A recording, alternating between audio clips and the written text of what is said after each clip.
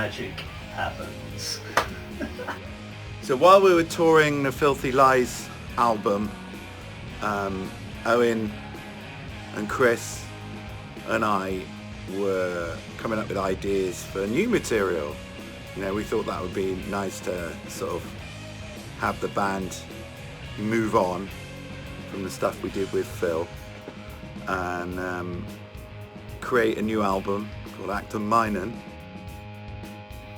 So we just come up with stuff in here, and you know, Toffer will be like, yeah, give me the guitar, and he'll play something, and you know, might take it and do something even stupider or worse with it, you know, and then mash the drums along to it, and then it's weird, and then you send it off, and we kind of send these demos over. It's just like a, you know, one mic in the room, one mic in the middle of the room, and it's not that bad, is it? You Considering it's just a mic, it sounds alright, yeah. It's not bad, and we send that off, and we send it over, and James does magical stuff to it, and we get it back, and we're like, Oh, that's alright. wow, that's cool, man, you know, and we don't, it's never how you expect. You know, if you have like I remember when we did Cider on the Rider, in my head, the chorus isn't what ended up being the chorus. That was like a middle eight or an introduction or something. It ended up being the chorus, and it's just weird how it comes back. And you come back, and you can really tell that someone else has had their influence on it as well, which is nice, because you can start to see the different members of the band working their little bits of magic. It's not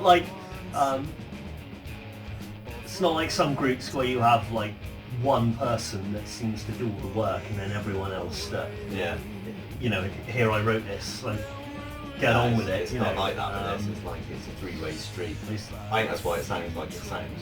It's cool. It's ultimately it's just good fun. You know, it's like some of the bits in there, like Jitter Juice and stuff like that. They some of the parts in there we just threw in because we thought they were funny, you know.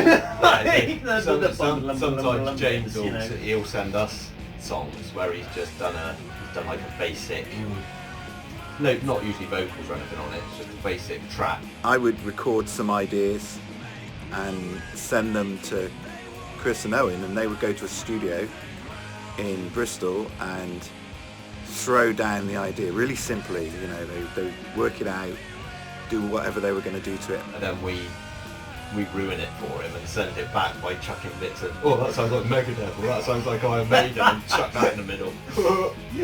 It's wicked. It's great. And it comes out like it does. And then they'd send it back to me, and along with that they would also work their own ideas out and send them to me as well, so I could live with it and write lyrics and bass parts and ideas for arrangements and things like that. And then I would send it back to them, and they would be like, yeah, so we had these demos, which we'll probably do something with as well. But yeah, so I was prepared. We were all prepared for this session. So they flew over in February from UK to Los Angeles. We recorded it here in my studio here.